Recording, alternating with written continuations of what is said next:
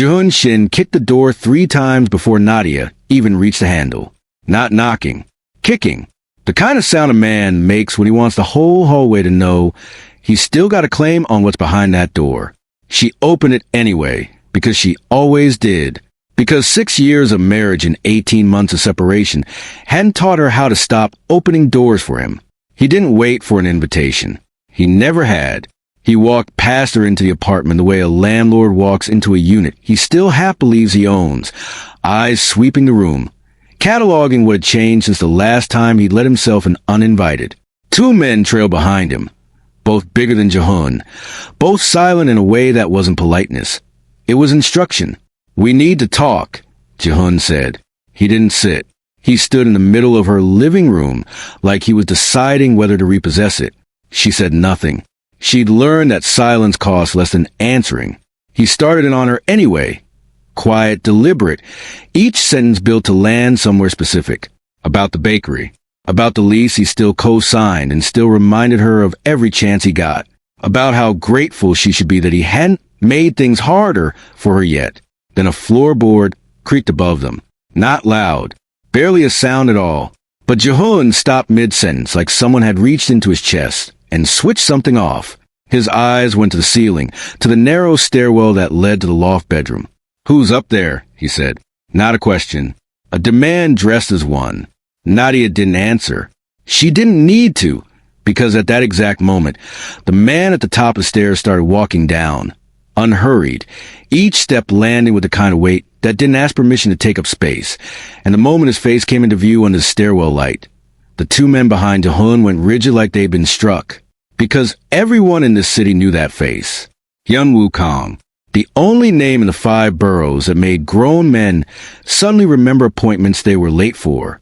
And he was looking directly at Jehun Shin with the patient, unbothered stillness of a man who had been expecting this exact conversation for a very long time.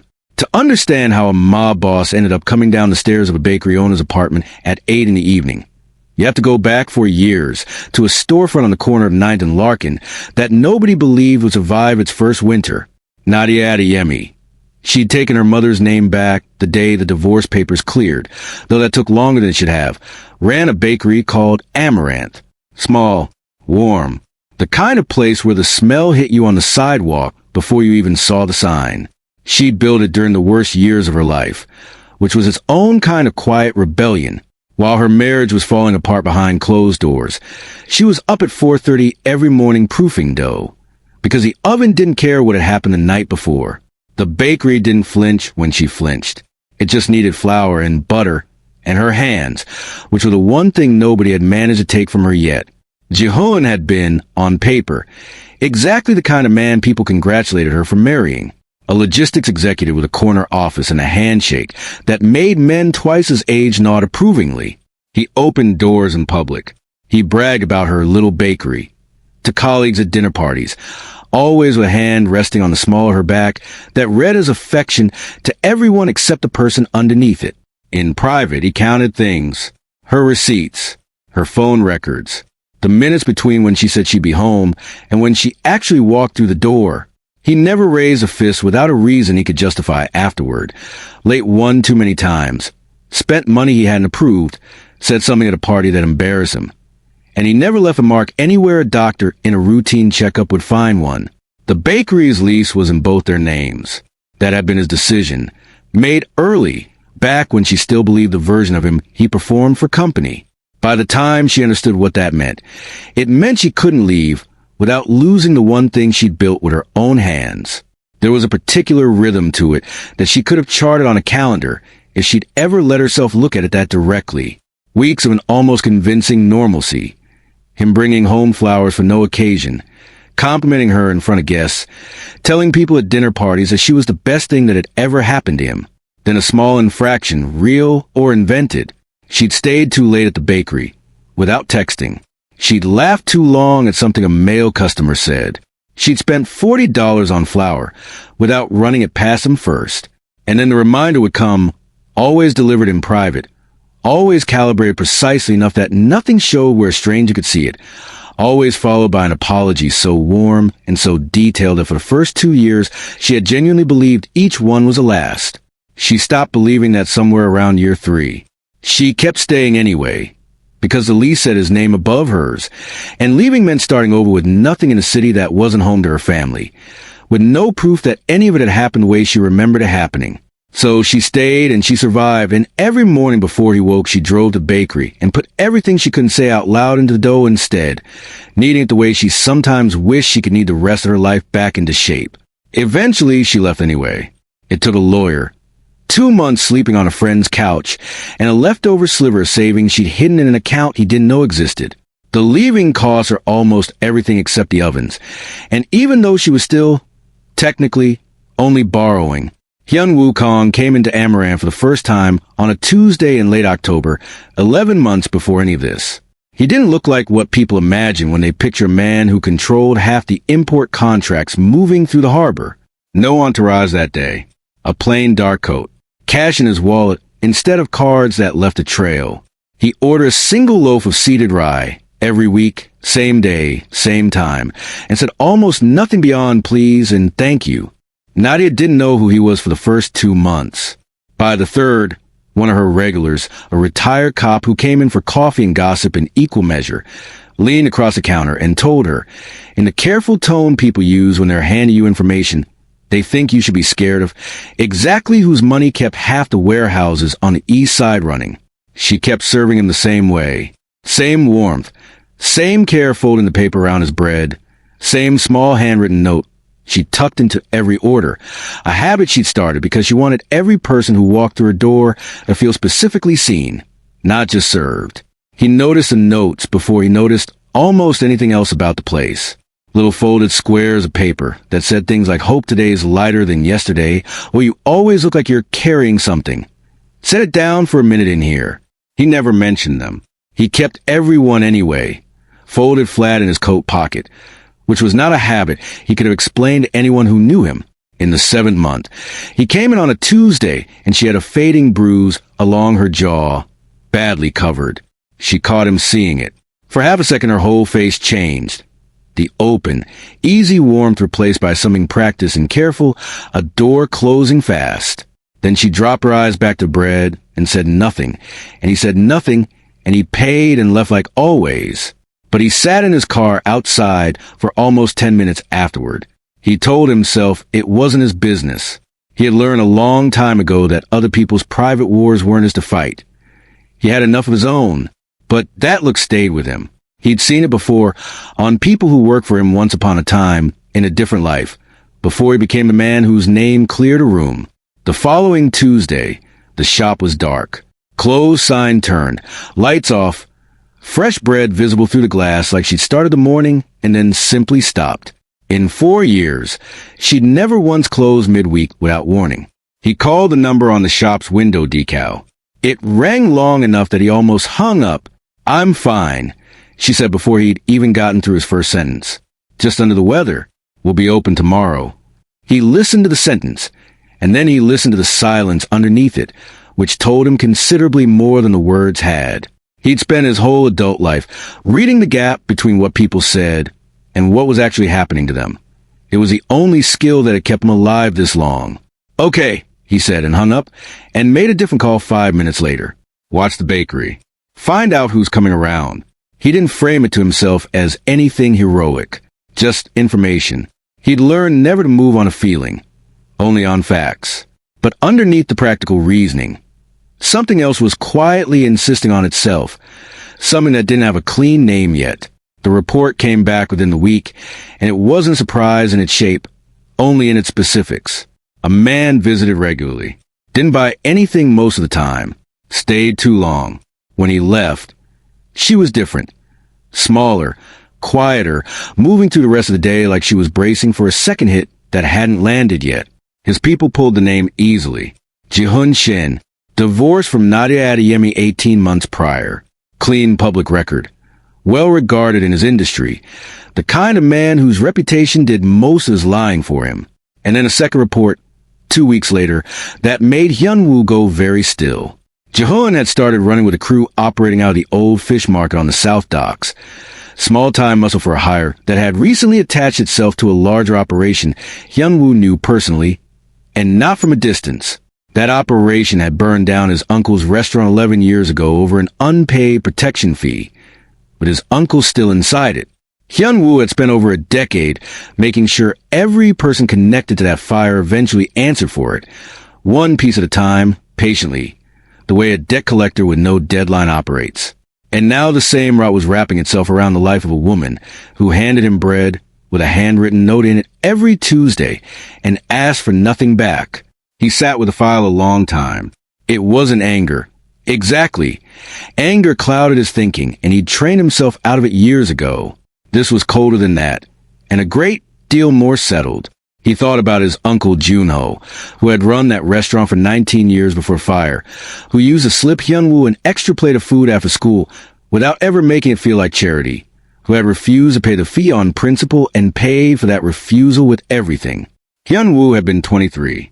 He remembered standing across the street watching the building burn and understanding, with total clarity, that the world he'd grown up believing in, the one where decent men got to keep what they built simply because they'd earned it, didn't actually exist unless someone with enough leverage made it exist. He'd spent the 11 years since becoming that someone, piece by piece, contract by contract, until his name alone did most of the work his fists used to have to do. He didn't go looking for causes to take up. He'd learned the hard way that sympathy without leverage just got people killed faster, his own included. But this one had found him on its own, through a loaf of seeded rye and a folded note that said you always look like you're carrying something. And he was honest enough with himself to admit that some decisions don't actually get made in a single moment. They get made slowly, in the space between 100 small Tuesdays, until one day the only thing left to do is act on what was already decided. He went to the bakery the next morning before she'd flipped the sign. She let him in without surprise, because by then she'd come to understand he wasn't a man who showed up without already knowing what he intended to say. He asked her directly, not loud, not pressing, the way someone asks a question when they already know the shape of the answer and are only offering the other person room to say it themselves. She deflected. She had a dozen versions of fine rehearsed for exactly this moment, and she gave him the lightest one. The least was complicated. He was difficult sometimes. It was almost sordid. That's not the truth, he said quietly. She looked at him, her hands stilled on the dough she'd been working. I also know why you wouldn't tell me, he continued. Because you've told people before and they looked at you and decided it was easier not to believe it. I'm not those people, he said. Something in her gave way. Slow, the way ice gives when it's been thinning for longer than anyone noticed. And she told him, not all at once, in pieces, each one tested before the next, watching his face for the recalibration she'd learned to expect from everyone else. The discomfort, the doubt, the quiet pulling away. It never came. His face stayed exactly the same the whole time, not performing calm, actually calm, listening like it was the only thing in the room that mattered. When she finished, he asked one question. The lease? Is your name on it alone? She shook her head. Something moved through his jaw and disappeared just as fast. It will be, he said. 2 words, stated like a fact arriving slightly ahead of schedule, rather than a promise being made. Jaehoon wasn't a careless man, and he had his own people watching too. Fewer, less sophisticated, but enough to notice when someone started asking questions about him in rooms where questions about him were normally never asked. He traced it back to Nadia within days. Of course he did. She was the only loose thread left in a life he'd otherwise sealed up tight. He came to the bakery alone on a Wednesday afternoon, dropping every trace of the charm he performed everywhere else, leaving only the version of himself that only she had ever been close enough to require. He told her, very calmly, that he knew someone had been digging into his business, and he knew it traced back to her, and it needed to stop. Then he told her about his new associates. Not everything, just enough. Just the name of the crew. Just enough for her to understand that what stood behind him now wasn't only his money and his reputation anymore. It was something with considerably less interest in leaving witnesses. Say one more word, anyone, he told her, in the same flat, even voice he used for everything, and there won't be enough left of you or this place for anyone to ask questions about. He left without waiting for a response. Nadia stood alone in her shop afterward and felt something she hadn't felt even in the worst years of the marriage. Not just trapped, but surrounded. Every exit closing at once. She couldn't call Hyun-woo now. Calling him meant pulling him directly into the path of the same crew that had already taken everything from his family once. She didn't know yet that the two threads had already found each other on their own. She picked her phone up, set it down, picked it up again, set it down for good. She would manage it. She always had. She was wrong, but she wouldn't know that for another week. He noticed a change immediately, even though she said nothing. She was careful, and good at being careful, years of practice behind it. But the version of fine she performed in the days after Jehun's visit was sharper at the edges than usual. Shorter calls. A different texture to the silences. He sent his people back, this time with a different instruction. Not just watch, listen. The report landed within 48 hours. Jehun, midday Wednesday, alone in the shop, voice low but not low enough. A regular customer 2 storefronts down had been close enough to the open door to catch the shape of it, if not every word. Hyun-woo read it standing at the window of his office on the 11th floor. Looking out over the part of the city he'd known every inch of since before he was old enough to be afraid of any of it. This had stopped being one man hurting one woman behind a closed door. This was that same man now wearing someone else's teeth. The same crew that cost him his uncle, now aimed at someone who'd already survived more than her share, without anyone standing behind her. He thought about the bread, about the folded notes still sitting in his coat pocket, 11 months of them by now, that he'd never once thrown away. He didn't believe in signs. He believed in decisions. He made 3 calls. Short, clear.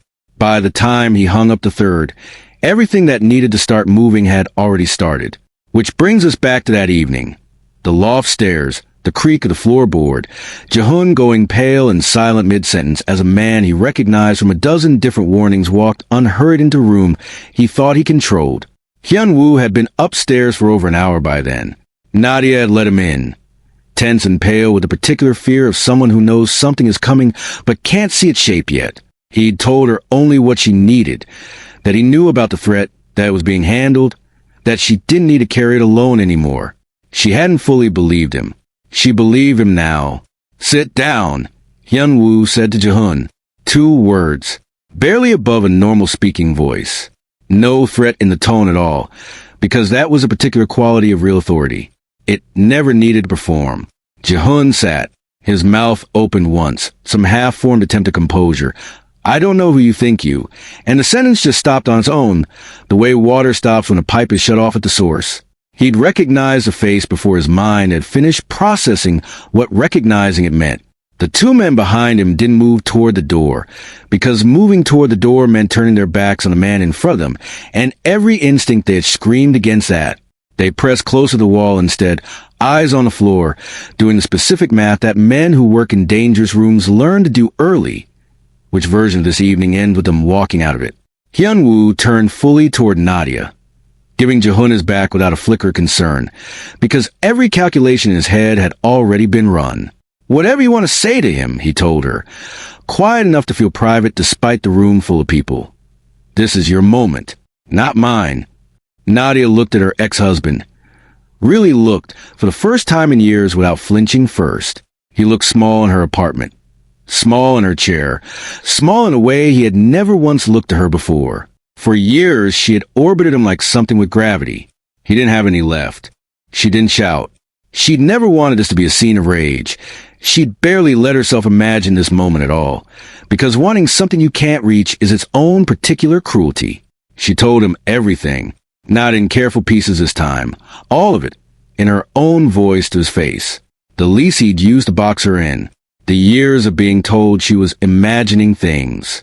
The single trip her sister had taken to visit her, the only one in 4 years, and the 4 days Nadia had spent performing a marriage that didn't exist, so her sister would go home without worrying, and the hours she spent crying in the bathroom after the airport goodbye. The night that finally made her pick up the phone and call a lawyer 18 months ago, and start the only fight she'd ever won on her own. She looked him in the eye through every word of it. When she finished, the room held the silence the way a held breath holds itself. Hyun-woo nodded once, very slightly, not to her, to his people. They moved toward Jehun without a sound. His 2 men stared at the floor and didn't interfere. The lease transfers to her name by morning, Hyun-woo said, even in businesslike, as Jehun was walked toward the door. Everything else she used to keep her boxed and unwinds after that. Every account. Every document. He paused. Tell your new friends down at the docks I said hello. Ji-hoon said nothing. The door closed behind him with a small, ordinary click. Everything resolved over following weeks with the particular precision of a man who didn't believe in doing things halfway. The lease transferred within 24 hours. Nadia held the paperwork in the back of the bakery and read her own name on it 3 times before she sat down on the flour-dusted floor among the proofing baskets and cried. Not from grief, but from the strange, enormous relief of something she wanted for so long that the wanting itself had become a kind of company, and now it was simply gone. Ji-hoon's crew connections, meanwhile, found themselves suddenly buried in problems that had been waiting patiently for exactly the right moment to arrive all at once. None of them traced back to Nadia's name. They didn't need to. She opened a bakery every morning after that, and for the first time, it was actually hers.